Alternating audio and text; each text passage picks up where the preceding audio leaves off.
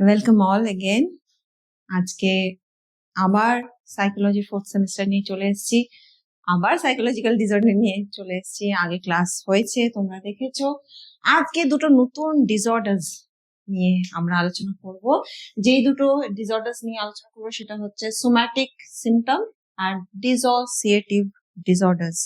আগেই বলেছি, আবারও রিপিট করছি, কখন কোনো ডিসঅর্ডারকে, কখন কোনো অ্যাবনর্মালিটিকে অ্যাবনর্মালিটি বলবো, যখন যার হচ্ছে তাকে সেটা নেগেটিভলি এফেক্ট করছে, আর সে যে পরিবেশের মধ্যে আছে সেই পরিবেশটাকেও নেগেটিভলি প্রভাবিত করছে। আমি পম্পা বিশ্বাস, সরাসরি চলে যাচ্ছি। তার আগে একটুখানি রিক্যাপ করে নিই। রিক্যাপ ইন দ্য সেন্স কি, structure of the question from this chapter আর কি। এখানে 3 টাইপস অফ কোয়েশ্চেন আসবে ফ্রম দিস চ্যাপ্টার। 2 মার্কসের, 3 মার্কসের এবং 4 মার্কসের। 2 মার্কসের কোয়েশ্চেন তোমাদেরকে একটা অ্যাটেম্প করতে হবে। দেয়া থাকবে তোমাদের দুটো, তার মধ্যে থেকে একটা 3 মার্কসও তাই। তোমাদের দুটো 3 মার্কসের কোয়েশ্চেন দেয়া থাকবে, এনি 1 আউট অফ 2 করতে হবে। সব শেষে 4 মার্কসের কোয়েশ্চেন থাকবে, সেখানেও দুটো 4 মার্কসের কোয়েশ্চেন দেয়া থাকবে, তোমাদেরকে একটা অ্যাটেম্প করতে হবে আউট অফ 2। তার মানে দাঁড়াচ্ছে total question from this chapter is 3 and total marks from this chapter is 2 plus 3 plus 4 equal to 9. চলো এবার মূল বিষয়ে আসা যাক। সবার প্রথমে যেটা বললাম, কি নিয়ে ডিসকাস করবো, somatic symptom and related disorders. এটা পড়তে গেলে সবার প্রথমে যেটা মাথায় রাখতে হবে যে সোমা কথাটার ওয়ার্ড হচ্ছে বডি। হ্যাঁ, the disorder in it lie at the interface between abnormal psychology and medicine, মানে অস্বাভাবিক মনোবিজ্ঞান এবং মেডিসিন, তার মাঝখানে কোথাও একটা লাই করার কারণ medicine physical symptoms combining with psychology, মানে হচ্ছে abnormal thought, feelings and behavior. Okay, people with somatic symptom disorder experience bodily symptoms that cause them significant psychological distress and impairment. মানে তার শরীরে প্রবলেমস গুলো এমন ভাবে প্রবলেম সৃষ্টি করে যে সাইকোলজিক্যালি তার অসুবিধা এনে দেয়। মানে বডি আর মাইন্ড একসঙ্গে কাজ করে। এখানে একটা পিকচার দেখতে পাচ্ছ, এগুলো হচ্ছে সিমটমস। কি কি আমরা এখানে আসছি, ডায়াগনোস কিভাবে করব, ডায়াগনোসিসের জন্য কি দরকার, কখন আমরা বলবো এটা somatic symptom disorder. Individual must be experiencing chronic somatic symptom. Somatic symptom মানে বডির সিমটম, সেটা বডির ব্যথা হতে পারে কিংবা যন্ত্রণা হতে পারে। সেই সোম্যাটিক সিমটমস তারা এক্সপিরিয়েন্স করছে, that is distressing to them, মানে তাদেরকে প্রচন্ড ভাবে মানসিক ভাবে তাদের থট প্রসেসে, তাদের আচরণে সেটার দ্বারা প্রবলেম সৃষ্টি হচ্ছে। এবং এইটা মাস্ট বি এক্সপিরিয়েন্সিং, মানে এই ডিসফাংশনাল থটস, ফিলিংস আর বিহেভিয়ার, এটাও কিন্তু তারা তার সঙ্গে এক্সপিরিয়েন্স করবে। বডলি ডিসকমফর্ট তার সঙ্গে মেন্টাল ডিসকমফর্ট, দুটো একসঙ্গে কাজ করছে। ঠিক আছে, আচ্ছা এবার DSM-5 ক্রাইটেরিয়া এই ডিসঅর্ডারের জন্য কি কি সেটা দেখে নেবো। 1 or more somatic symptoms, somatic symptom, bodily symptom, physical symptom basically that are significantly disrupting daily life. অবশ্যই আমার এমন ভাবে কিছু কিছু সোম্যাটিক সিমটমস সেটা দেখা দিচ্ছে যেটা নাকি আমার ডেইলি অ্যাক্টিভিটিস, আমার ডেইলি লাইফের যে কাজগুলো সেগুলো আমার ক্ষতিগ্রস্ত হচ্ছে, আমি ঠিকঠাক ভাবে করতে পারছি না। Excessive thoughts, feelings or behaviour related to somatic symptom disorder R associated health concern, মানে এই যে আমার বডিলি যে সিমটমস গুলো দেখা দিচ্ছে, বডিলি যে শারীরিক ভাবে যে অসুবিধাগুলো হচ্ছে, সেগুলো কেন হচ্ছে, আমার কি এটা হয়ে গেল না আমার ওটা হয়ে গেল, এই চিন্তাতেই আমার পুরো থট প্রসেসটা, আমার সাইকোলজিক্যাল প্রসেসেস গুলো কিন্তু নেগেটিভলি এফেক্টেড হচ্ছে। ঠিক আছে, ডিসপ্রপোর্শনাল সিরিয়াসনেস অফ ওয়ান সিমটমস, মানে এমন ভাবে ছোট্ট একটা জিনিস নিয়ে আমি এতটাই চিন্তা করছি, ছোট্ট একটা শরীরের কিছু একটা হলে আমি এমন ভাবে সেটাকে বিশাল বড় ভাবে সিরিয়াসলি জিনিসটাকে পারসিভ করছি, হাই লেভেল অফ অ্যাংজাইটি তার জন্য সৃষ্টি হচ্ছে, আমার ভয় হচ্ছে তার জন্য যে এটা হয়ে গেল নাকি, ওইটা হয়ে গেল নাকি। এক্সেসিভ টাইম এন্ড এনার্জি তার জন্য আমি দিচ্ছি, মানে সারাক্ষণ ধরে ওই যে ওই উপশমটা যেটাই হচ্ছে না কেন শারীরিক ভাবে, সেটার জন্য আমি এক্সেসিভ টাইম রিপোর্ট করছি, আর আমার খুব চিন্তা হচ্ছে যে আমার সিভিয়ার কিছু হয়ে গেল কিনা, যেটা আর রেকটিফাই করা সম্ভব নয়। এবং এই যে স্টেটটা, সিমটোম্যাটিকের যে স্টেটটা, সেটা কিন্তু মোর দ্যান 6 মান্থস হতে হবে। হট করে একদিন হলো তারপরে সেরে গেল, সেটা কিন্তু হলে কিন্তু আমরা এই ডিসঅর্ডারের আওতায় সেটা রাখবো না। আচ্ছা, এবার একটু বুঝে নেবো যে কি কারণে আমাদের এই সোম্যাটিক সিমটম ডিসঅর্ডারটা হচ্ছে। সবার প্রথমেই আমরা কগনিটিভ বিহেভিয়ারাল অ্যাপ্রোচ দেখবো। যে ইন্ডিভিজুয়ালের, যে ব্যক্তির এটা হচ্ছে, সে hyper vigilant about bodily changes, মানে প্রচন্ড ভাবে সে সতর্ক। তার কোনো রকম বডিলি চেঞ্জেস যদি হয়, হয়তো সেটা স্বাভাবিক চেঞ্জেসও হতে পারে, সেইটা নিয়ে সে প্রচন্ড ভাবে হাইপার ভিজিলেন্ট হয়ে যায়। The person tends to see bodily changes এর ইলনেস, মানে স্বাভাবিক চেঞ্জেস গুলোও সে একটা ইলনেস বলে রেফার করে। ক্যাটাস্ট্রোফাইজিং কগনিশনস লিডস টু মেডিকেল অ্যাটেনশন, মানে ক্যাটাস্ট্রোফাইজিং কথাটার মানে হচ্ছে ছোট্ট একটা জিনিসকে, মানে তিলকে তাল করা বেসিক্যালি, ঠিক আছে? এবং এটা আমরা নেগেটিভ সিচুয়েশনেই করে থাকি।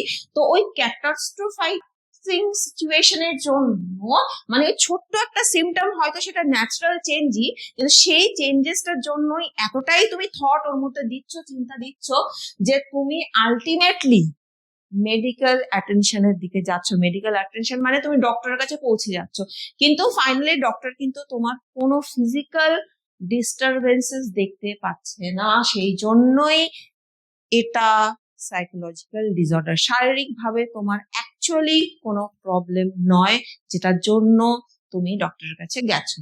ওকে, একটা এক্সাম্পল দিয়ে দেখো যে এই ধরনের ব্যক্তিরা, যাদের মধ্যে এই সোম্যাটিক সিমটম ডিসঅর্ডার্স গুলো দেখা যায়, তারা ঠিক রিয়াকশনস গুলো কেমন হয়। My stomach hurts and it feels funny, মানে আমার পেটে ব্যথা করছে। এবার পেটে ব্যথাটা এতটাই একটা সাধারণ, কিছু একটা উল্টোপাল্টা খেলে কিংবা অনেকক্ষণ ধরে না খেয়ে থাকলে এই পেটে ব্যথাটা খুব একটা সাধারণ একটা ব্যাপার, যেটা এমন কেউ নেই যার কোনোদিনও পেটে ব্যথা হয়নি।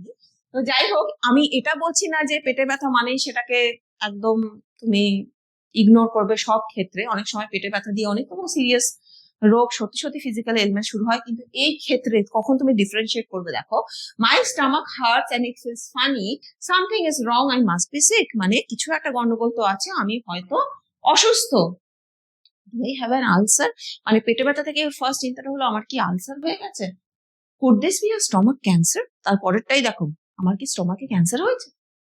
I need to see my doctor as soon as possible. এইভাবে মানুষের থট প্রসেস গুলো তাকে ওয়ারি করায়, আরো বেশি তাকে প্রবলেমে ফেলে। যে ছোট্ট একটা স্টমাকে হয়তো সে ব্যথা পেয়েছে, অনুভব করছে, এবং সেখান থেকে তার থট প্রসেস গুলো দেখো, পুরোটাই কিন্তু ক্যাটাস্ট্রোফাইজিং কগনিশন, যেটা বলছি, দিস ইজ ক্যাটাস্ট্রোফাইজিং কগনিশন। তিলকে তাল করে সে আলটিমেটলি ডক্টরের কাছে গেল।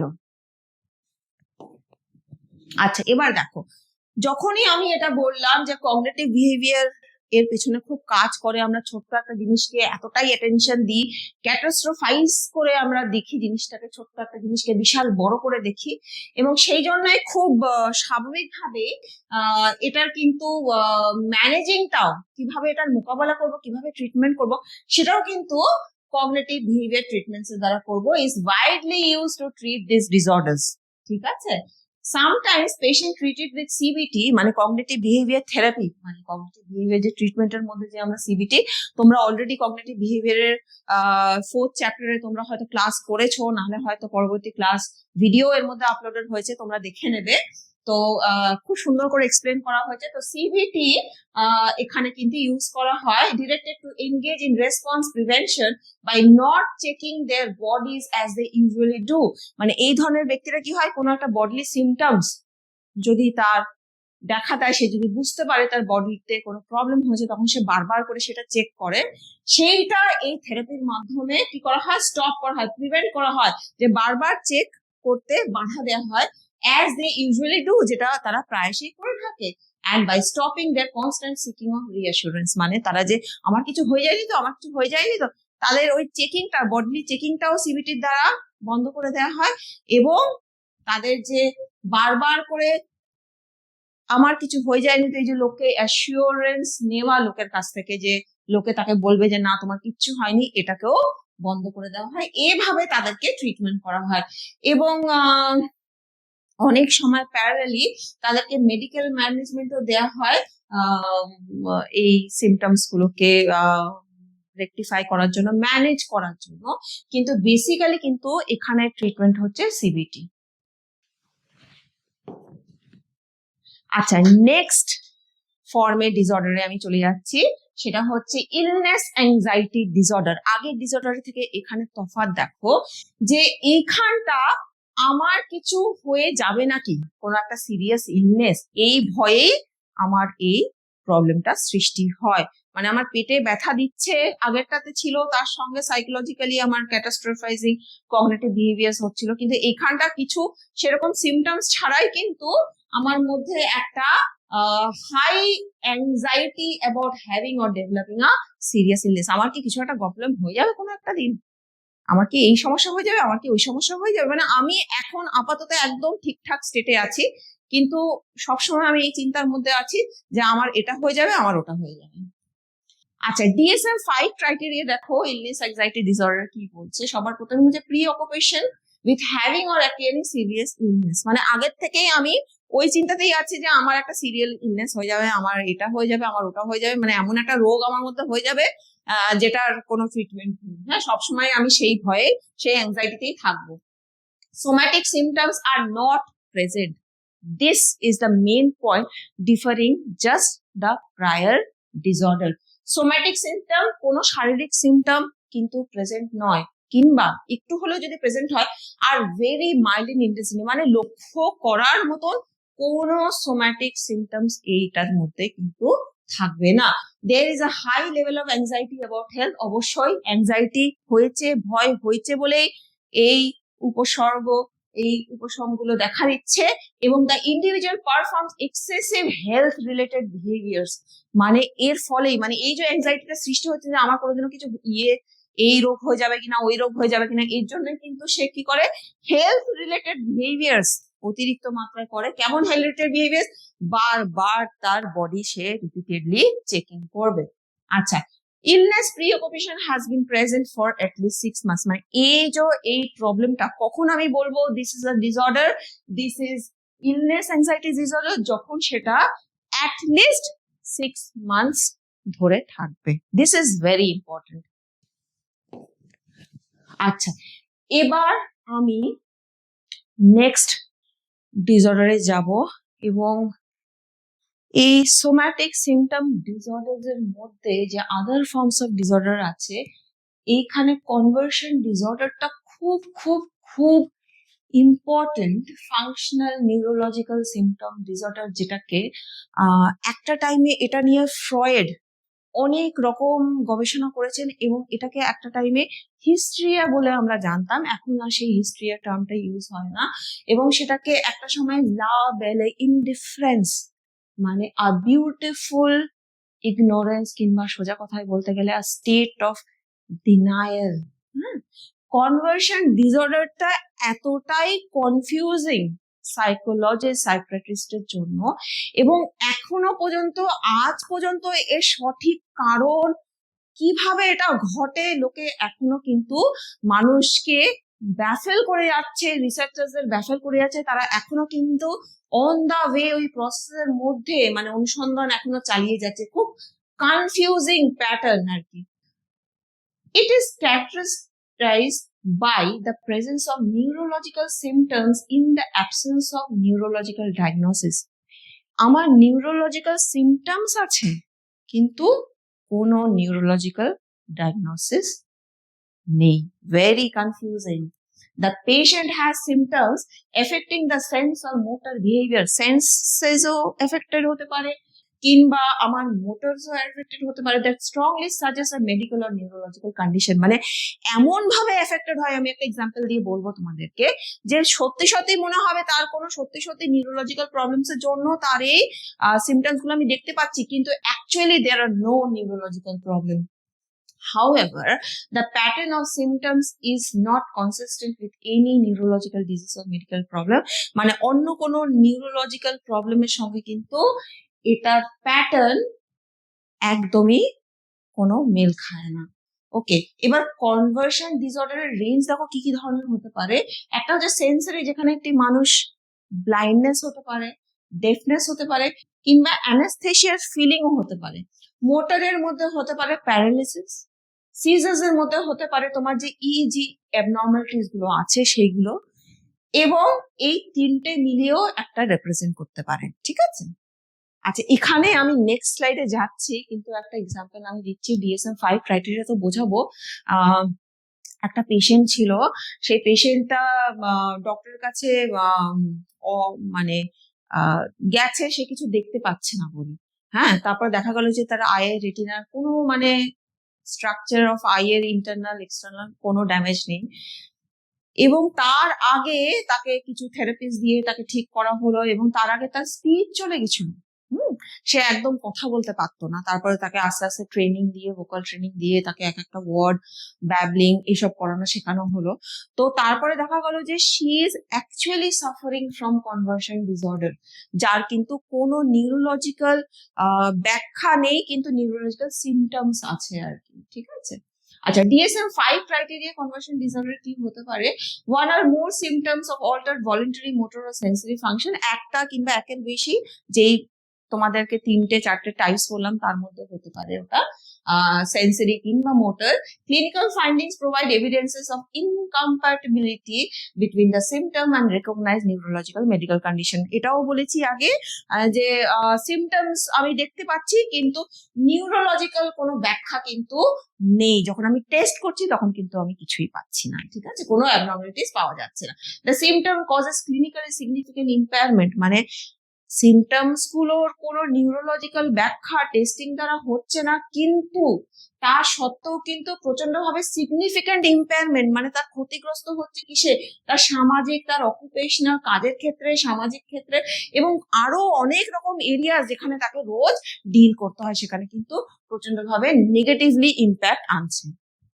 আচ্ছা, এবার আমরা বুঝে নেব যে কেন অ্যাকচুয়ালি এই কনভার্সন ডিসঅর্ডারটা কিন্তু হচ্ছে। এখানে প্রথমেই বললাম ফ্রয়েড এটাকে হিস্টেরিয়া নাম দিয়ে প্রচুর গবেষণা এর মধ্যে করেছে। তো ফ্রয়েড ওই আমার আগের ক্লাসে তোমরা different reasons behind the psychological ডিসঅর্ডারের মধ্যে যখন আমি সাইকোডাইনামিক থিওরি বলেছিলাম, তখন আমি ডাইনামিক্স এর সম্পর্কে বলেছিলাম, the internal forces within our self, the id, ego and the super ego.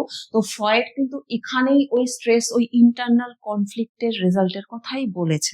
ঠিক আছে, আমাদের দ্বন্দ্ব, আমাদের ইডের মধ্যে আর সুপার ইগোর মধ্যে, যখন ইগো ঠিকঠাক করে ব্যালেন্স, সামঞ্জস্য ক্রিয়েট করতে পারে না। According to Freud, symptoms were an expression of repressed sexual energy. Repressed sexual energy, আমরা সেক্সুয়াল এনার্জিকে লিবিডো বলে জানি। সেই লিবিডোটা unconscious conflict that a person felt about his or her reflex sexual desires. Sexual desires, আমাদের এই sexual energy গুলোকে repressed মানে দমিয়ে দেওয়া হচ্ছে এখানে। এবার রিপ্রেসড অ্যাংজাইটি গুলো কি হচ্ছে, থ্রেটেন্স টু বিকাম কনসিয়াস, মানে আনকনসিয়াসলি আমার ইচ্ছে আকাঙ্ক্ষা গুলো দমে যাচ্ছে, এবং সেটা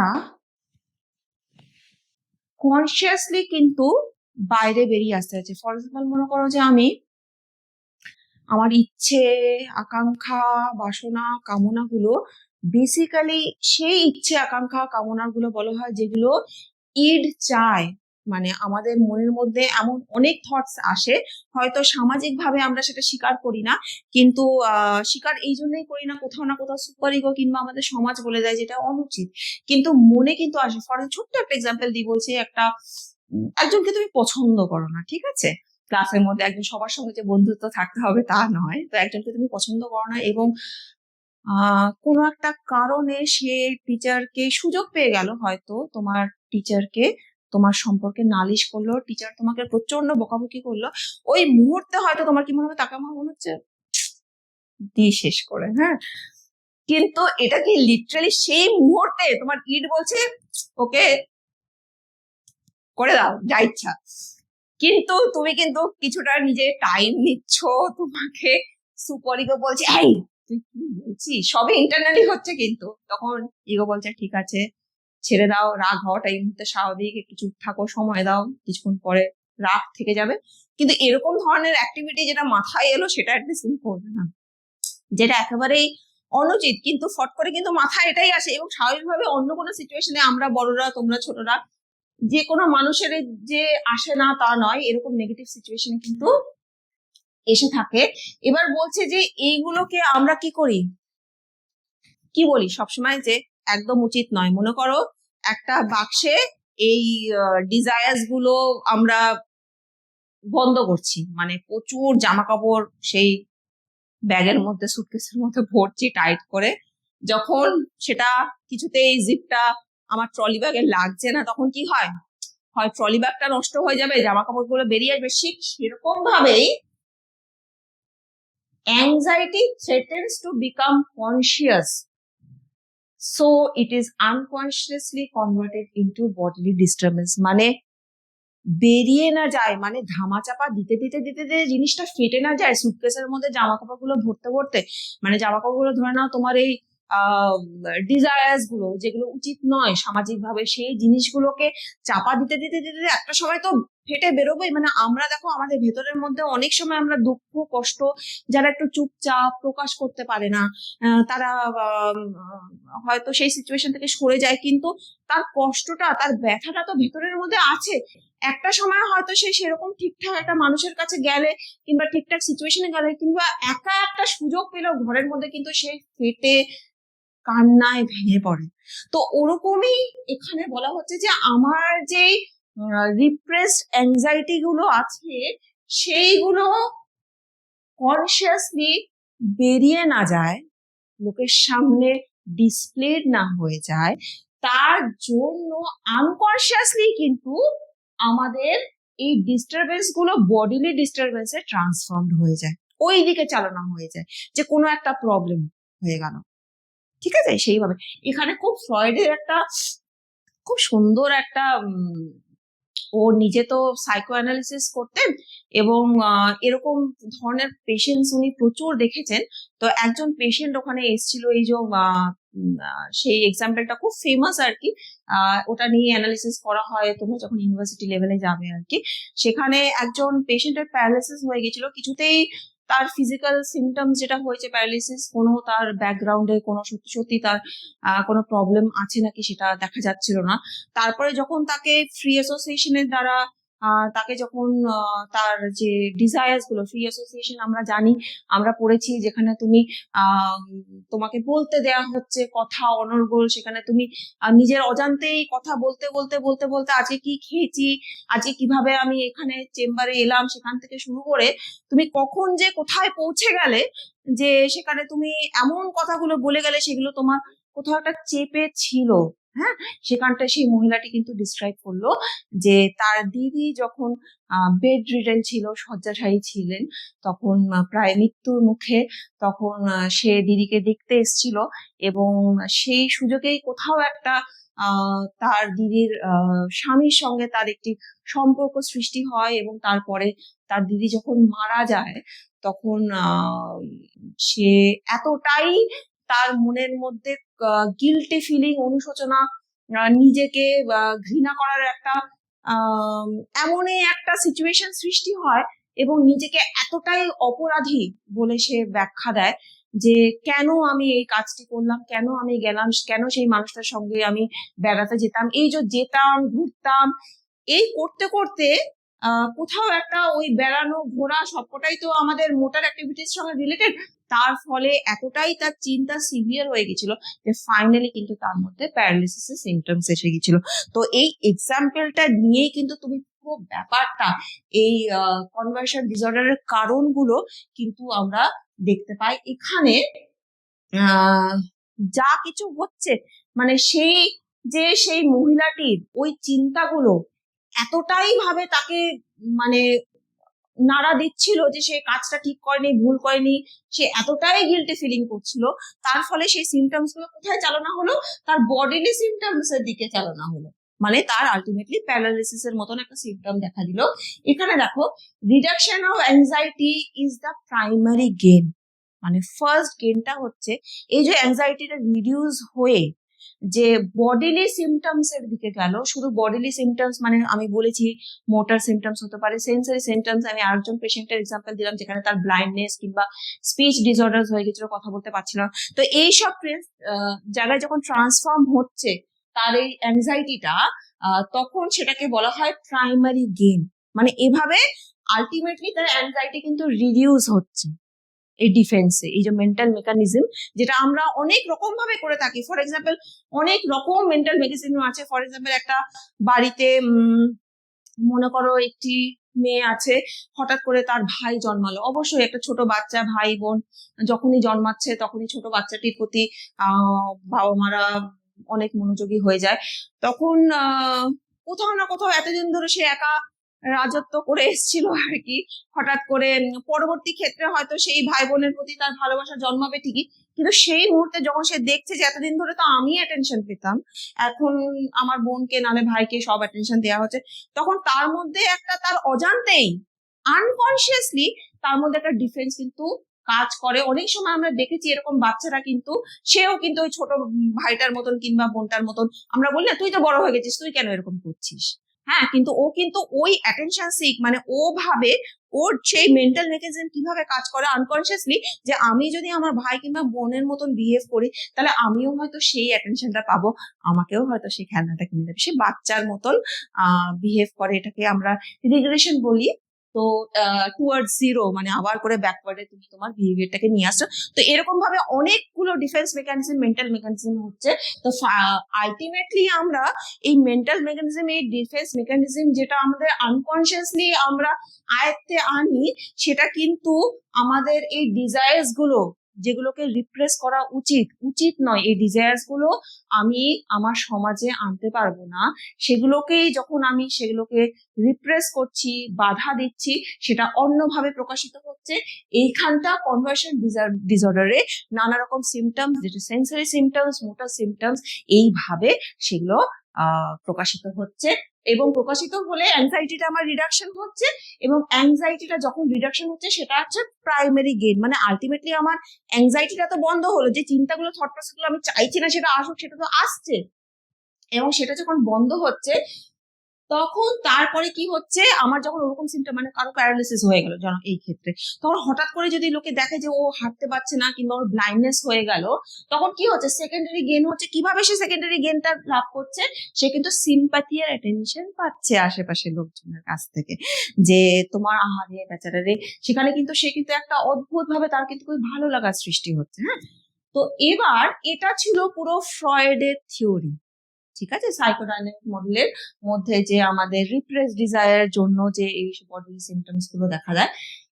এবার বিহেভিয়ার কিংবা লার্নিং থিওরিস্ট এই রিপ্রেস সেক্সুয়াল ডিজায়ার্স গুলোকে মানেনি, কিন্তু এইখানে কিন্তু তারা প্রাইমারি গেইন আর সেকেন্ডারি গেইনের কথা স্বীকার করে নিয়েছে। তারা বলে, learning theorists believe that the physical symptoms act as negative reinforcement, removal of aversive stimulus। মানে আমার যে চিন্তাগুলো আসছিল, যেটা খুব আমাকে নেগেটিভলি এফেক্ট করছে, এবার এই সিমটমস গুলো যখন হলো, ফিজিক্যাল সিমটমস, তখন কিন্তু আমার সেই নেগেটিভলি আমাকে রিইনফোর্স করলো। মানে আমার সেই অ্যাভার্সিভ স্টিমুলাস, মানে সেই চিন্তাগুলো যেগুলো আমাকে প্রচন্ড ভাবে ক্ষতি করছিল, সেই স্টিমুলাস গুলো কিন্তু বাধা সৃষ্টি হলে সেগুলো চলে গেল, সেই চিন্তাটা আর হচ্ছে না।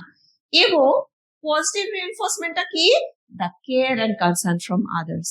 ঠিক আছে, এর ফলে মানে এই যে সিমটমস গুলো, প্যারালিসিস বলো, ব্লাইন্ডনেস বলো, ডেফনেস বলো, এই যে সিমটমস গুলো হলো, তার ফলে যে লোকেরা টেক কেয়ার করতে শুরু করলো, সিম্প্যাথি করোনা করতে শুরু করলো, তখন তোমার একটা ভালো লাগা সৃষ্টি হলো, সেটা হচ্ছে পজিটিভ রিইনফোর্সমেন্ট। এবার দেখো, আমরা তো বিশাল বড়ভাবে জানলাম কিভাবে কনভার্সন ডিসঅর্ডার্স কারণ কি তার, এবং এটাকে ম্যানেজ করার প্রথমেই হচ্ছে যারা হসপিটালাইজ হয়ে যায়, মানে প্যারালিসিস যখন হচ্ছে, ব্লাইন্ডনেস যখন হচ্ছে, তোমার যখন ডেফনেস হচ্ছে, লিটারালি তোমাকে হসপিটালাইজ তো হতেই হচ্ছে, ওখানে তোমাকে পুরো তোমার ডায়াগনোসিস হবে, চেকিং হবে। তো তার জন্য এবার হসপিটালাইজ পেশেন্টদেরকে যখন তোমার এই ডায়াগনোসিস এর পরে নানা রকম টেস্টিং এর ফলে যখন জানা গেল যে অ্যাকচুয়ালি সিমটমটা psychological, this is not physical, biological নয়, তখন তাদের বিহেভিয়ার থেরাপির মাধ্যমে রিএনফোর্সমেন্ট দিয়ে দিয়ে তাদেরকে চিকিৎসা করা হয়। এবং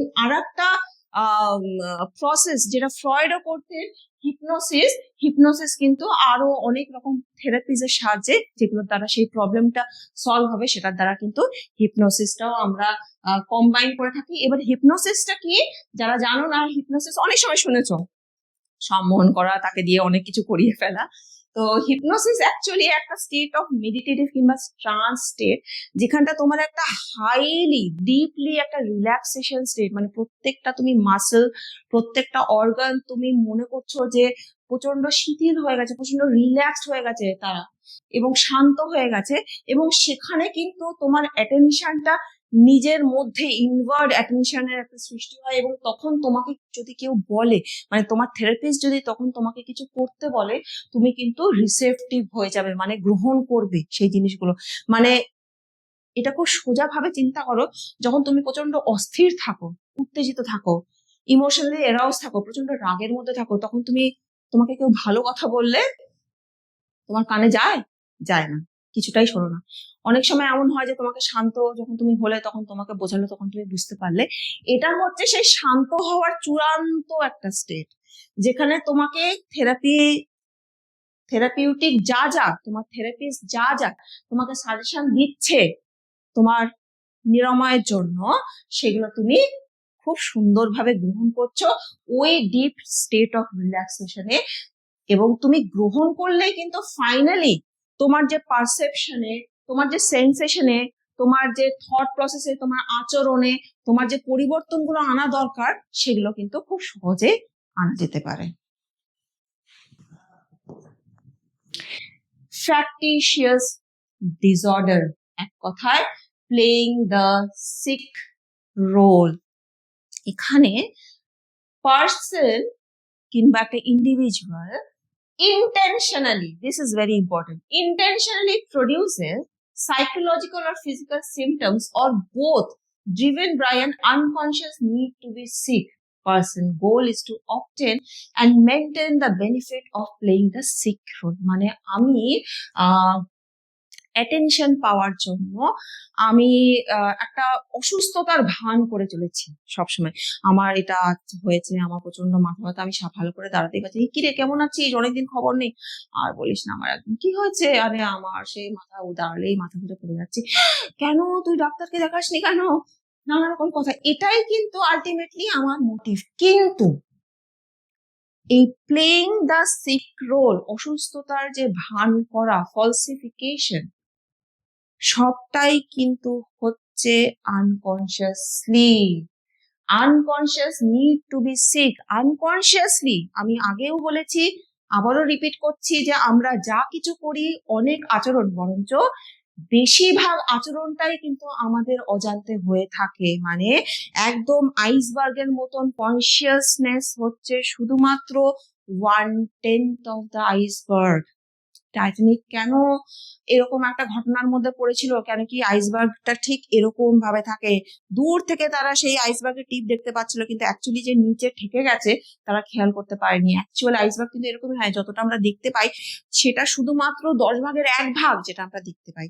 আর নিচে যেটা জলার তলায় যেটা আমরা দেখতে পাই না, যেটা টাইটানিক যখন জাহাজটা ধাক্কা খেলো, সেই সেলারও ক্যাপ্টেনও দেখতে পায়নি বলেই ধাক্কাটা লেগেছিল। এবং সেই 9 ভাগ, মানে বেশিরভাগটাই, 10 ভাগের 9 ভাগটাই কিন্তু জলের তলায়।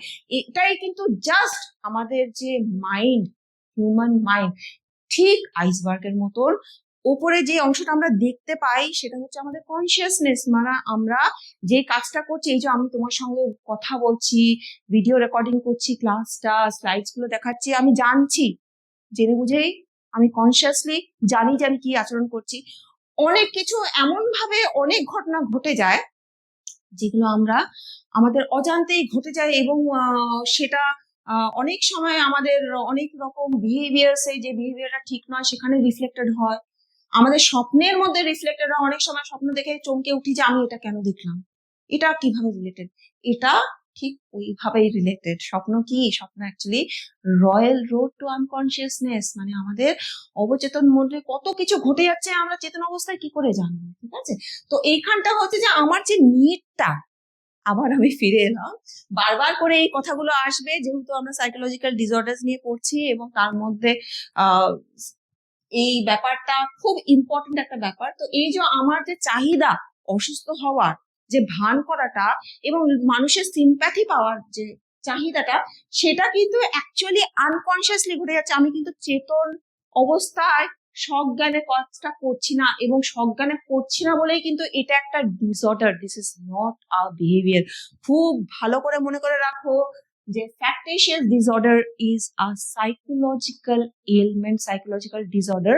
আর অনেক সময় আমরা ম্যালিঙ্গারিং টার্মটার সঙ্গে ফ্যাকটিশিয়াস ডিসঅর্ডারটা গুলিয়ে ফেলি। ম্যালিঙ্গারিং কিন্তু তাই সিম্প্যাথি পাওয়ার জন্য সে অসুস্থতার ভান করছে, এবং অনেক সময় অনেক কেসেসে এরকম দেখো যে ক্রিমিনাল কেসেসে অনেক সময় লয়াররা বাঁচানোর জন্য অনেক সময় বলে যে তার তো মানসিকভাবে সে সুস্থ ছিল না, তার এই প্রবলেমটা আছে, ওই প্রবলেমটা আছে, হ্যাঁ, সেভাবে লড়াই করে জেতার চেষ্টা করে। ম্যালিঙ্গারিং হচ্ছে যে তুমি অসুস্থ হওয়ার ভান করছো জেনে বুঝে, consciously. Here unconscious need to be sick, here conscious efforts are done. Malingering বেশিরভাগ সময়ই কোনো ক্রিমিনাল প্রসিকিউশনের থেকে তুমি বাঁচতে চাই, কিন্তু আগেকার দিনে এটা হতো যখন একটা সময় কি হয়েছিল, যখন ওয়ার্ল্ড ওয়ার হচ্ছিল, বিশ্বযুদ্ধ যখন হচ্ছিল, সেকেন্ড বিশ্বযুদ্ধের মধ্যে তো জার্মানির মধ্যে তো কোনো পুরুষ ঘরের মধ্যে ছিলই না, সবাইকে ডেকে ডেকে ডেকে ডেকে নিয়ে গেছে আর কি। আর আফটার দ্য ওয়ার কোনো পুরুষ ছিলই না, মহিলারাই পুরো দেশটাকে আবার গড়ে তুললেন। তো এবার হচ্ছে যে এখানে তাদের মধ্যে খুব ছিল যে তারা অসুস্থতার ভান করতো, যাতে তারা কি হয়, সৈনিকদের কি লাগে, প্রচন্ড ভাবে স্ট্যামিনা লাগে, ফিট লাগে, তো ওই সব গুলো যাতে দেখতে পায়, তারা নিজেদেরকে সিক, অসুস্থ বলে দেখাতো যে আমি তো পারবো না এই মিলিটারি কাজটা করতে, আমাকে নিও না। ওই নিজেকে বাঁচাবার জন্য, যে ও লড়তে চায় না, কখন যুদ্ধক্ষেত্রে যে যা কিছু হতে পারে, অনেক লোক মারাও গেছে, এবং এটা খুব স্বাভাবিক একটা ব্যাপার। আচ্ছা, এবার দেখো ফ্যাকটিশিয়াস ডিসঅর্ডারের DSM-5 ক্রাইটেরিয়াটা, তোমাদের DSM-5 ক্রাইটেরিয়াটা মনে রাখতে হবে। সবার প্রথমেই হচ্ছে falsification of physical or psychological symptoms or induction of injury or disease associated with identified deception। অবশ্যই যেটা আমি বললাম, একটা এমন একটা সাইকোলজিক্যাল কিংবা ফিজিক্যাল সিমটম যেটা সত্য নয় এবং তুমি করছো সেটা অ্যাটেনশন পাওয়ার জন্য আর কি। ডিসেপশন মানে ফলসিফিকেশন, সম্পূর্ণটাই মিথ্যে, তার কোনো মেডিকেল ব্যাকগ্রাউন্ড নেই, এবং তুমি চাইছো সহানুভূতি পাওয়ার জন্য, সেই জন্য তুমি করছো ওটা, এবং করাটাও কি বললাম, আগেই বলেছি, পুরোটাই unconsciously হচ্ছে। The individual present himself or herself to others as ill, impaired or injured। অবশ্যই হয় আমার কোথাও চোট লেগেছে, হয় আমি অসুস্থ, হয় আমার এটাতে অক্ষমতা আছে, এইভাবে আমি নিজেকে প্লেস করছি। The deceptive behavior মানে এই যে ফলস বিহেভিয়ারটা, সত্য নয় যে বিহেভিয়ারটা, deceptive behavior is evident even in the absence of obvious external reward। এই পয়েন্টটা কিন্তু খুব ইম্পর্টেন্ট। মানে এক্সটার্নাল রিওয়ার্ড মানে সহানুভূতি, ইম্পর্টেন্স, সেটা যদি নাও কেউ দেয়, তার সত্ত্বেও কিন্তু যাদের মধ্যে এই ফ্যাকটিশিয়াস ডিসঅর্ডারটা আছে সেটা কিন্তু তাও দেখা যাবে, তাদের মধ্যে সেটাও থাকবে। ঠিক আছে, কেননা আনকনসিয়াসলি তো তাদের মাইন্ডে অ্যাক্ট করছে, সেটা কনসিয়াসলি তো তারা করছে না, যে কেউ সিম্প্যাথি দিল না সে বন্ধ করে দিল, সেটা সবটাই হচ্ছে কিন্তু তার অবচেতন মনের প্রক্রিয়া। আচ্ছা, এবার কোয়েশ্চেন আনসারের পালা। 2 মার্কসের কোয়েশ্চেন। দেখো এখানে what do you understand by somatic symptom disorders? What is illness anxiety disorder? Illness anxiety disorder মানে কি বোঝো? কনভার্সন ডিসঅর্ডার কিভাবে ম্যানেজ করা যায় সেটা লিখতে পারো। 2 মার্কসের মধ্যে ছোট্ট করেই লিখবে। 3 মার্কসের কোয়েশ্চেনের মধ্যে write down the DSM-5 criteria for somatic symptom disorder. Somatic symptom ডিসঅর্ডারের মধ্যে DSM-5 criteria. What is the difference between factitious disorder and malingering? Already বারবার বলে দিয়েছি স্লাইডে, এই দুটোর মধ্যে ডিফারেন্স কি, খুব ভালো করে আশা করি তোমরা লিখতে পারবে। Right down the conversion disorder symptoms. Conversion disorder কি সিমটম থাকে। 4 মার্কসের কোয়েশ্চেন একটু ইলাবোরেট তোমাদের লিখতে হবে, যেখানে what are the causal factors of conversion disorder, কি কি কারণে কনভার্সন ডিসঅর্ডার হয় সেটা তোমরা লিখবে। অলরেডি তোমরা স্লাইডে পড়েছো, আশা করি বুঝেছো। What are the causal factors of somatic symptom disorder, somatic symptom ডিসঅর্ডারে কি কজাল ফ্যাক্টরস থাকে ওটা লিখবে। চলো এবার নেক্সট টপিকে আসছি। আচ্ছা, ডিসোসিয়েটিভ ডিসঅর্ডার, এটা সম্পূর্ণ একটা আলাদা টাইপ অফ ডিসঅর্ডার, যেটাকে একটা ফ্রেজে আমরা বলি বিং আউট অফ ইট। মানে সোজা কথা, আরে কি বলছিলি, আমি তো এখানটা ছিলাম না, আবার করে বলবি, ঠিক এরকম টাইপের একটা। ওটারই যখন সিভিয়ারিটি হয়ে যায় তখন আমরা এটাকে সাইকোলজিক্যাল একটা ডিসঅর্ডারের টার্ম দিই। আচ্ছা, এটাকে একটুখানি দেখে নিই। Dissociative disorders are a group of conditions involving disruption in person normally integrated functions of consciousness, memory, identity or perception। মানে একটা যে সামঞ্জস্যপূর্ণ যে একটা ফাংশনস করে, আমার যে চেতনা, আমার যে মেমরি, আমার আইডেন্টিটি, আমার প্রত্যক্ষণ, এগুলো মিলিয়ে মিশে যে কাজ করে, সেটার মধ্যে কিন্তু একটা ব্যাঘাত বাধা সৃষ্টি হয়। এবার দেখো, mild dissociative symptoms ochre when we daydream। মানে ডিসোসিয়েশন যে আমরা কিন্তু সবাই আমাদের মধ্যে ডিসোসিয়েটিভ সিমটমস একটু একটু ছোট্টখাট্ট দেখতে পারি। ফর এক্সাম্পল ধরো, মনে করো ড্রাইভিং মাইলস বিয়ন্ড ডেস্টিনেশন, মানে অনেক সময় এমন হয় যে গাড়ি চালাতে চালাতে হয়তো অন্যমনস্ক হয়ে গেছি, কিংবা বাসে চেপে হয়তো স্টপেজ পার হয়ে গেছে, নামতে ভুলে গেলাম। কিংবা মনে করো missed part of the conversation, এইমাত্র বললাম, এই আর একবার বলবি কি বলেছিলে, আমার ঠিক মনটা অন্য জায়গায় চলে গেছিল। মানে ডে ড্রিমিং, দিবা স্বপ্ন, অ্যাকচুয়ালি তোমরা অনেকেই করে থাকো। তো এই ছোট্টখাট্ট কিন্তু ডিসোসিয়েশন হয়ে থাকে। কখন আমরা এটাকে প্যাথোলজিক্যাল কিংবা সাইকোলজিক্যাল বলে টার্ম দেবো, যেটাকে ডিসঅর্ডার, সেটা হচ্ছে dissociation only becomes pathological when the dissociative symptoms are perceived as disruptive, invoking and loss of needed information, as producing discontinuity of experience। মানে তখন আমি এটাকে ডিসোসিয়েটিভ বলবো যখন একটা রিকোয়ার্ড ইনফরমেশন আমার চাই, কিন্তু সেটা আমি দিতে পারছি না, ভুলে গেছি, মনে নেই। হ্যাঁ,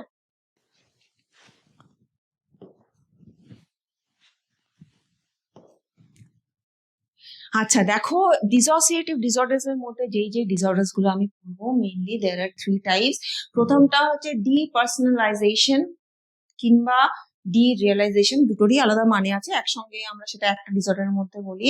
ডিসোসিয়েটিভ অ্যামনেসিয়া, আর লাস্টলি ডিসোসিয়েটিভ আইডেন্টিটি ডিসঅর্ডার। এই তিনটে পড়বো, তার মধ্যে ছোট্ট করে আমি ডিসোসিয়েটিভ ফিউগ মানে কি সেটাও বলে দেবো। আচ্ছা, এবার আমি ডিপার্সোনালাইজেশন আর ডিরিয়ালাইজেশন ডিসঅর্ডারের মধ্যে আসছি। ডিরিয়ালাইজেশন মানে হচ্ছে one sense of the reality of the outside world is temporarily lost। এই দেখো, derealization says I am real but the world around me is not real। মানে আমি আছি, আমার আশেপাশে এনভায়রনমেন্ট নেই।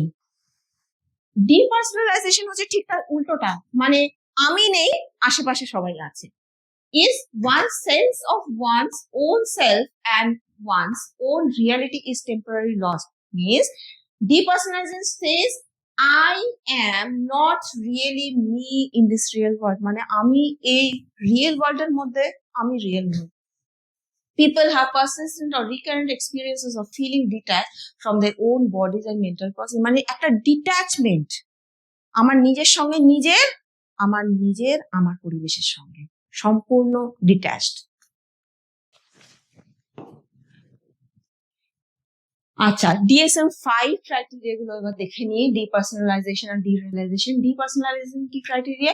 experiences of unreality detachment or being an outside observer with respect to one's thoughts, feelings, sensations, body or action, physical numbing, distorted sense of time, absent self। মানে আমি নিজেকে as an observer বলে আমি নিজেকে perceive করছি, সেখানে আমার time সেন্সটা কিছুটা নষ্ট হয়ে যাবে, ফিজিক্যাল নামনেস হবে। Derealisation experience of unreality or detachment with respect of surrounding. মানে আমি আমার সারাউন্ডিংসে কি ঘটছে আমি সেখান থেকে পুরোটা ডিট্যাচ। একটা হচ্ছে ওপরেরটা নিজের সঙ্গে নিজের ডিটাচমেন্ট, একটা হচ্ছে আমার নিজের সঙ্গে আমার পরিবেশের ডিটাচমেন্ট। ঠিক আছে, as Unreal, dream like, foggy and lifeless, মানে আশেপাশের পুরো পরিবেশটাই আমার কাছে নির্জীব, একটা লাইফলেস, একটা ধোঁয়াশা কুয়াশা, ঠিক ছবিতে তোমরা একটু আগে যেটা দেখলে আগে স্লাইডে। আচ্ছা, during the depersonalisation or derealisation experience reality testing remains intact. কিন্তু এইখানটাই কিন্তু তোমরা স্কিজোফ্রেনিয়া সম্পর্কে পড়বে, যেটা সিভিয়ার সাইকোটিক ডিসঅর্ডার কিংবা করেছো, অনেক সময় অনেকে রিয়েলিটি টেস্টিংটা খুব ইম্পর্টেন্ট একটা পয়েন্ট, এখানে কিন্তু ইন্ট্যাক্ট থাকে রিয়েলিটি টেস্টিং। রিয়েলিটি টেস্টিং মানে হচ্ছে আমার কগনিটিভ এবিলিটি কিন্তু একদম ঠিকঠাক আছে, যেটা স্কিজোফ্রেনিকদের কিন্তু থাকে না। তার কিন্তু কগনিটিভ এবিলিটি মানে আমার ইন্টারনাল ওয়ার্ড আর আমার এক্সটার্নাল ওয়ার্ডের মধ্যে কিন্তু আমি ডিফারেন্সিয়েট করতে পারি না in the case of schizophrenic patients. স্কিজোফ্রেনিয়ার ক্ষেত্রে এখানে কিন্তু সেই প্রবলেমটা হয় না, এখানে কিন্তু রিয়েলিটি টেস্টিংটা একদম সঠিকভাবে থাকে। It remains intact. The symptom cause clinically significant distress or impairment in social, occupational or other important areas of functioning. এখানেও তাই, যে এমন তোমার সিমটমস গুলো হবে, যেটা আমি প্রথমেই বললাম কি কি ক্রাইটেরিয়াতে আমি একটা ডিসঅর্ডারকে ডিসঅর্ডার বলতে পারি সাইকোলজিক্যাল। তো এখানে হচ্ছে তোমার সামাজিক ভাবে, তোমার কর্মক্ষেত্রে কিংবা আদার অন্য কোনো যে ইম্পর্টেন্ট অকুপেশনে কিংবা ইম্পর্টেন্ট ফাংশনিং করছো, তুমি রোল প্লে করছো as a member, as a individual, সেখানে কিন্তু প্রচন্ড ভাবে ইম্পায়ারমেন্ট মানে ক্ষতিগ্রস্ত হচ্ছে। আচ্ছা, নেক্সট ডিসঅর্ডার হচ্ছে ডিসোসিয়েটিভ অ্যামনেসিয়া। ডিসোসিয়েটিভ অ্যামনেসিয়া কাকে বলে? কিছুক্ষণের জন্য স্মৃতিশক্তি চলে যাওয়া, বেসিক্যালি অ্যামনেসিয়া।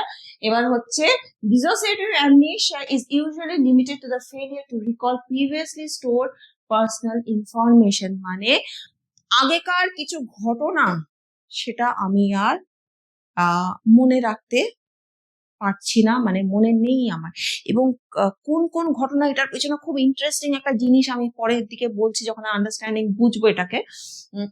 বেসিক্যালি আমরা ফরগেটিংটা কিন্তু আমাদের খুব যেই ঘটনাগুলো নট সো গুড, অত ভালো নয়, অপ্রীতিকর ঘটনা, কোনো একটা ঘটনা ঘটে গেল, সেরকম অপ্রীতিকর ঘটনার ক্ষেত্রে কিন্তু আমার এই ফরগেটিং গুলো হয়ে যাচ্ছে।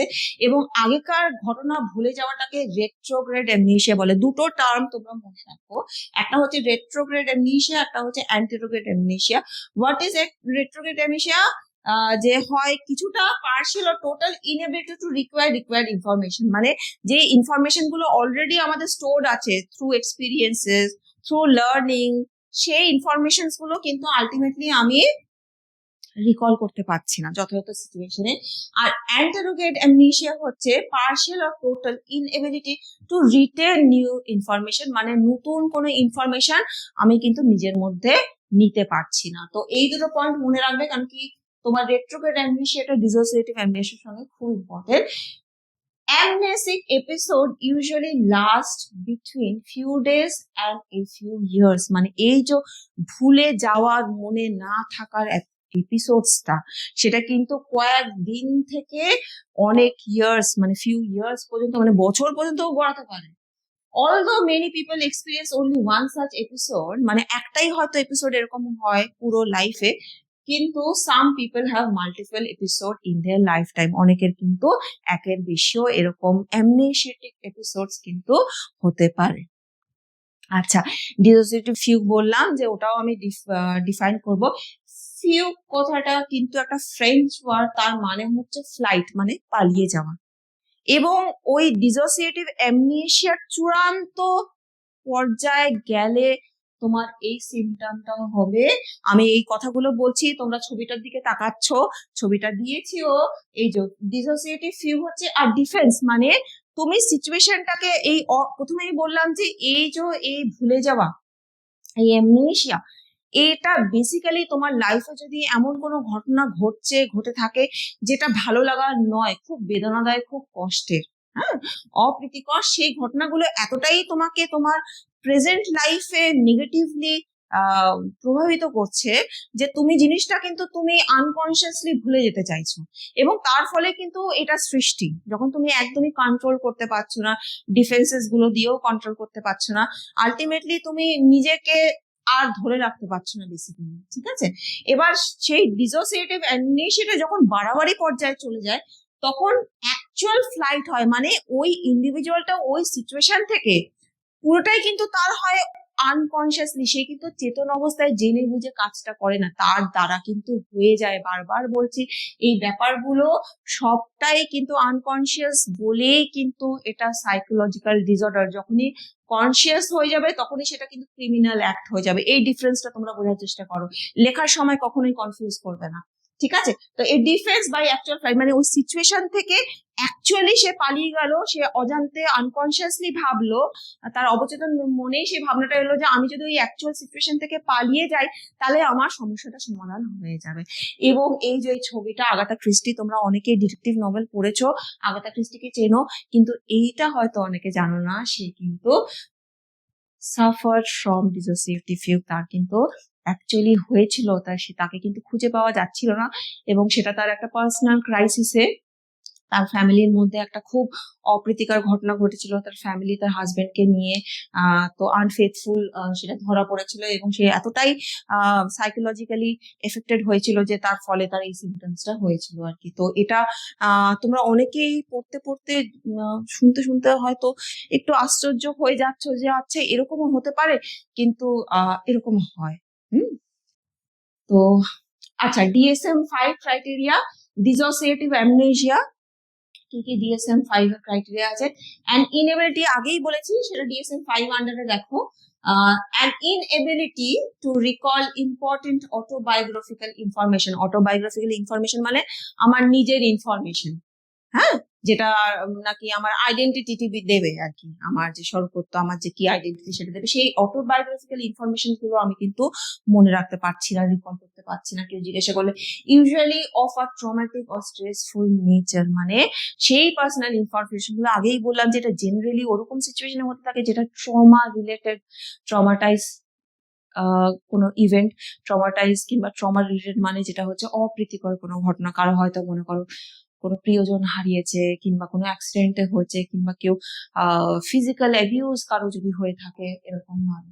The symptom cause clinically significant distress in social, occupational and other important areas of functioning. এখানেও কিন্তু সেই significant distress, সেই ক্ষতি করবে, বাধা সৃষ্টি করবে তোমার সামাজিক লাইফ, তোমার কর্মক্ষেত্রে কিংবা আদার কোনো। এবং এই পয়েন্টটা খুব ইম্পর্টেন্ট, এটা খুব মনে রাখতে সুবিধা, এবং এটা ছেড়ে এসো না কি, যখন তোমাদেরকে যখন ক্রাইটেরিয়া DSM-5 ক্রাইটেরিয়া জিজ্ঞেস করবে তখন কিন্তু এটা তোমরা ডিসঅর্ডারে খুব অনায়াসে লিখে দিতে পারবে। অনেকবার এই পয়েন্টটা পড়ালাম, সেই জন্য আশা করি তোমাদের মনে থেকে গেছে। এবার দেখো নেক্সট টাইপ অফ ডিসঅর্ডার, এটা হচ্ছে ডিসোসিয়েটিভ আইডেন্টিটি ডিসঅর্ডার্স, যেটাকে আমরা DID শর্টে বলি, এবং এক কথায় এটাকে বলা হয়, অনেক সময় শুনেছ, মাল্টিপল পার্সোনালিটি, তার অনেকগুলো পার্সোনালিটি আছে। এটাই কিন্তু actually dissociative identity disorder. A person manifesting two or more distinct identities, দুটো কিংবা দুটোর বেশি তার identities, accompanied by changes in tone of voice, vocabulary and physical appearance। এবার দুটো আইডেন্টিটি কিংবা দুটোর বেশি আইডেন্টিটি যে সেপারেটেড ফ্রম ইচ আদার, কি কি ক্ষেত্রে, শুধু যে সে পোশাক পরিবর্তন করে আইডেন্টিটি চেঞ্জ করলো না, তার ভয়েস চেঞ্জ হয়ে যায়, তার ভোকাবুলারি কথা বলার স্টাইল চেঞ্জ হয়ে যায়, কিংবা তার পুরোপুরি ফিজিক্যাল অ্যাপিয়ারেন্স চেঞ্জ হয়ে যায়, এবং আবারও বলছি পুরোটাই হয় আনকনসিয়াসলি। আচ্ছা, ক্রাইটেরিয়া দেখো DID এর, disruption of identity characterized by two or more distinct personality. Already বললাম একটা পার্সোনালিটি স্টেট তো আমাদের আছে, তার বেশি হলে হয় দুই, নাহলে দুইয়ের বেশি যদি হয় তখন আমরা বলবো recurrent gaps in the recall of everyday events. আমি কিন্তু আমার যে এভরিডে ইভেন্টস, যেহেতু আমার মাল্টিপল পার্সোনালিটির মধ্যে আসছে, সেজন্য একটা পার্সোনালিটি থেকে একটা পার্সোনালিটি যখন যাচ্ছি তখন কিন্তু আগের পার্সোনালিটিতে আগে আমি কি করেছি অনেক সময় সেখানে কিন্তু আমি রিকল করতে পারি না, সেই জন্য আর কি গ্যাপস, ফাঁক থেকে যায়, ইম্পর্টেন্ট পার্সোনাল ইনফরমেশনের ফাঁক থেকে যায়। Traumatic events that is inconsistent with ordinary forgetting, মানে আমরা কিন্তু যখন স্বাভাবিকভাবে একটা মানুষের স্মৃতিশক্তি যখন আস্তে আস্তে কমে যায় বয়সের সাথে সাথে, তখন যেই ফরগেটিং এর যে প্যাটার্নটা থাকে সেটার সঙ্গে কিন্তু এই ফরগেটিং এর প্যাটার্নটা পুরোপুরি কিন্তু একদম আলাদা। The symptoms cause clinically significant impairment in social, occupational or other important areas of functioning। আবারও ওই পয়েন্টটা যেখানে অবশ্যই তোমাকে যদি সামাজিক ভাবে ক্ষতিগ্রস্ত করে, তোমাকে যদি তোমার কাজের দিকে কিংবা পার্সোনাল লাইফে যদি ক্ষতিগ্রস্ত করে, তাহলে অবশ্যই এটা একটা ডিসঅর্ডারের মধ্যেই পড়বে। আচ্ছা, একটু বুঝে নি ডিআইডি এর কারণগুলো কি কি। এখানে হচ্ছে পোস্ট ট্রমাটিক থিওরি এর পেছনে কাজ করে। পোস্ট ট্রমা কোনো একটা ঘটনা যেটা অপ্রীতিকর, তারপরে যে সিচুয়েশনটা আসে, মনে করো তুমি কোনো রকম ভাবে একটা বিশাল বড় দুর্ঘটনায় তোমার কিছু একটা হয়ে যেতে পারতো, কিন্তু তুমি কোনোভাবে নিজেকে ফিরিয়ে আনতে পেরেছো। কিন্তু পুরো ঘটনাটা, এই যে রিসেন্টলি যেটা তোমার ওই প্লেন ক্র্যাশটা হলো, যেখানে একটি মাত্র ব্যক্তি সার্ভাইভ করেছিল, বাকি সবাই যারা including the crew members, the pilot, সবাই মারা গেলেন। এবং ঘটনাটা সবাই মিলে আমরা জানি এবং নিউজটা অনেকদিন ধরে আমরা পড়েওছি, দেখেওছি। এই কিছুদিন আগে আমি একটা আর্টিকেল পড়লাম, যেই ব্যক্তিটি, সেই ব্যক্তি লন্ডনে থাকে, সেখান থেকে তাকে একটা ইন্টারভিউ নেওয়া হয়েছিল। তার এখনো পর্যন্ত 6 মাসের উপরে হয়ে গেছে এই ঘটনাটা ঘটে গেছে। আমরা হয়তো কারো মনে আছে, কারো মনে নেই। আমরাও অনেক সময় অনেক ঘটনার সাথে সাথে পিছনের ঘটনাকে সেভাবেই রেখে দিই। তার একটা সাক্ষাৎকার পড়ছিলাম, সেখানে সে বলছে যে আমি ওই ট্রমা থেকে এখনো বেরোতে পারছি না। আমি আমার সন্তানের সঙ্গে কথা বলি না, আমার স্ত্রীর সঙ্গে কথা বলি না, আমি একটা ঘরের মধ্যে এখনো বন্দী।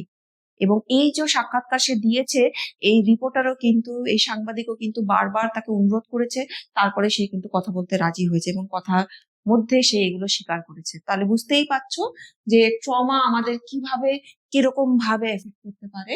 তো DID starts from the child attempt to cope with an overwhelming sense of hopelessness and powerlessness in the face of repeated traumatic abuse। একটা বাচ্চার, মনে করো সে ছোটবেলা থেকে খুব অ্যাবিউজ হচ্ছে, হয়তো বাবা মা তাকে এতটাই কোনো একটা ছোট্ট জিনিসের শাস্তি দেয় যে কোনো একটা জিনিস সে করার আগে 10 বার ভাবছে। নিজের এবিলিটির প্রতি, ক্ষমতার প্রতি সে ডাউট তার সৃষ্টি হচ্ছে, এবং তার ফলে কি হচ্ছে, তার মধ্যে একটা আমি কোনো কিছুরই যোগ্য নই কিংবা আমার দ্বারা কিচ্ছু হবে না, এই পাওয়ারলেসনেস আর হোপলেসনেস এর একটা কিন্তু ফিলিং, একটা সেন্স কিন্তু সেটা রিফ্লেক্টেড হয়। এবার ল্যাকিং রুটস অফ এসকেপ, সেখান থেকে সে পালাবার পথ খুঁজে না পেয়ে leads the child escape into the fantasy through the process of self hypnosis। মানে ওই সিচুয়েশন থেকে ও নিজে নিজেই ভাবছে যে আমার এই সিচুয়েশন, আমার এই পরিস্থিতি, আমার বাবা মা আমাকে একটু বোঝে না, কিংবা হয়তো ছোটবেলাতেই তার বাবা মা কোনো একটা দুর্ঘটনাতে হয়তো কিছু একটা ঘটছে, সে অন্য জায়গায় মানুষ হচ্ছে, সেখানেও মোটামুটি যেটা আমি বলতে চাইছি, তার হয়তো সেই পরিস্থিতিটা মানে সঠিকভাবে গ্রোথের, সঠিকভাবে ডেভেলপমেন্টের, সে সঠিকভাবে সেই সিচুয়েশনটা পায়নি, এবং সে এটাও বুঝতে পারছে যে আমি তো এখানে বন্দি। এবং অনেক রকম, মানে তোমাদেরকে এক্সাম্পল দিতে গেলে ক্লাসটা অনেক বেশি ইলাবোরেট হয়ে যাবে। এরকম অনেক ঘটনা আছে যেখানে বেসমেন্টে একটা ঘটনা ছিল যে বাচ্চাদেরকে প্রায় 9-12 বছর ধরে বেসমেন্ট মানে বিদেশে অনেক মাটির তলাতেও আর একটা ঘরের মতন থাকে, হার্ডলি ওখান দিয়ে জানলা দেখা যায়, জানলা থাকেই না বলতে গেলে চলে, এবং শীতের দেশ যেহেতু জানলার কোনো দরকারও নেই অনেক সময়, সেখানে মোর দ্যান ডিকেডস, মানে 10 বছরেরও বেশি ছিলে বাচ্চারা, কয়েকটা বাচ্চা ছিল, তাদেরকে ওরকম বন্দি করে রাখা হয়েছিল এবং কোনোভাবে তারা এসকেপ করে পরে তারা জানিয়েছিল আর কি। তো এবার হচ্ছে যে যখন আমি বুঝতে পারছি যে আমার এই ট্রমাটিক সিচুয়েশন, কোনোভাবেই আমি এই সিচুয়েশন থেকে বেরোতে পারবো না, তখন সে নিজে নিজে কি হচ্ছে, নিজের মধ্যে একটা ফ্যান্টাসি ল্যান্ডে, একটা কল্পনার জগতে চলে যাচ্ছে। এবং অনেক সময় আমরা ছোট্টখাটো কল্পনা করে থাকি যে আমার সামনে পরীক্ষা, আমাকে বিশাল পড়তে হবে, কি করে পড়বো কি না করবো, করতে করতে করতে করতে কখন যে আমি হারিয়ে গেলাম একটা অদ্ভুত কল্পনার জগতে আমি চলে গেলাম। তো এখানে হচ্ছে সে নিজের এই সেলফ হিপনোসিস, মানে সেভাবেই নিজেকে কল্পনা করতে করতে ওই হিপনোটিজমের প্রসেসের মাধ্যমে সে কিন্তু একটা ফ্যান্টাসি ল্যান্ডে চলে যায়। According to social cognitive theory, DID develops when a highly suggestible person learns to enact the roles of multiple identities because clinicians have suggested and reinforced them. মানে অনেক সময় এমনও হতে পারে যে তুমি হয়তো কোনো তোমার প্রবলেমস নিয়ে তুমি গেলে ক্লিনিশিয়ান্স এর কাছে, সেখানে তুমি ওর মতন হয়ে দেখো তো, ওর মতন বিহেভিয়ারটা চেষ্টা করো তো, তুমি ওর মতন কি পারবে করতে। অনেক সময় কম্প্যারিজন করতে করতে কিন্তু মানুষটা সত্যি তার লাইফটা নিজের লাইফটা ভেবে ফেলে এবং সেই ফ্যান্টাসি ল্যান্ডে কিন্তু চলে যায়। ঠিক আছে, তো এইভাবেও কিন্তু ডিআইডি এর সৃষ্টি হতে পারে। এবার ম্যানেজিং ডিআইডি, আমরা যখন কারণগুলো জেনে নিলাম, এবার কিভাবে ম্যানেজ করবো দেখো। হিপনোসিস, প্রথমেই বললাম হিপনোসিস কাকে বলে, কি পদ্ধতিতে হয়। সেই হিপনোসিস কিন্তু খুব ভালোভাবে কিন্তু ডিআইডি ম্যানেজ করার জন্য খুব খুব খুব ইউজফুল। আর কখনো কখনো হয়তো কিছু ড্রাগসও দেওয়া হয়, ওষুধ দেওয়া হয়, যেটাতে নাকি একটু হেল্প করে যে যেই মেমোরি গুলো, যেই ঘটনাগুলো রিপ্রেসড আছে, যেটা রিকল করতে চাইছে না ব্যক্তি, অজান্তেই সেটা রিপ্রেসড ডিজায়ারে চলে গেছে থ্রু দ্য ডিফেন্স মেকানিজম, সেগুলো যাতে সারফেসে আসে। অনেক সময় সেই কারণগুলো জানতে পারলে কিন্তু ট্রিটমেন্টটাও ক্লিনিশিয়ানস এর সাইকিয়াট্রিস্ট যারা আছেন তাদের কিন্তু করতে সুবিধা হয়। আচ্ছা চলো এবার আমরা কোয়েশ্চেন আনসারে আসি। আগেই বলেছি 2, 3 আর 4 মার্কস এর কোয়েশ্চেন তোমাদের আসবে এই চ্যাপ্টার থেকে। 2 মার্কস এর কোয়েশ্চেন এমন আসতে পারে, what do you mean by dissociative disorder. Dissociative disorder মানে কি বোঝো? What is dissociative fugue, already বলেছি। What is anterograde amnesia, what is retrograde amnesia, already I have said it, explained it. Slides না বুঝতে পারলে আবার করে ব্যাকে চলে যাবে, আবার করে দেখবে। Right down the DSM-5 criteria for dissociative identity disorder. Dissociative identity disorder DID, তার DSM-5 কি কি ক্রাইটেরিয়া আছে। What do you understand by dissociative amnesia, dissociative amnesia মানে তুমি কি বোঝো। 4 মার্কসের কোয়েশ্চেন এরকম আসতে পারে তোমাদের, write down the causal factors for dissociative identity disorders, কিংবা কি কি কারণ ডিসোসিয়েটিভ আইডেন্টিটি ডিসঅর্ডারের। আর what is the difference between depersonalisation and derealisation, this is a very common question. Derealisation আর ডিপার্সোনালাইজেশন আমি অনেকবার করে বুঝিয়েছি, দুটোর মধ্যে ডিফারেন্সটা কি।